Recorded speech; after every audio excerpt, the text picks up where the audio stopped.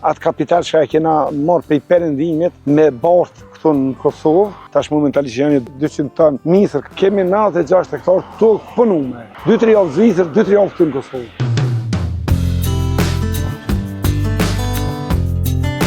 Unë në Zvicër qëndroj prafërsisht 40 vite. Qëllimi i shkurjes o konë për një ekonomi më të mirë. Kem punu, jemi duke mundur me bo një investim që një ditë kthehemi në Kosovën e lirë, ta gëzojmë këtë vend, edhe kontribuojmë edhe t'jetojmë në vendin tonë ku jemi lindë dhe i nërë.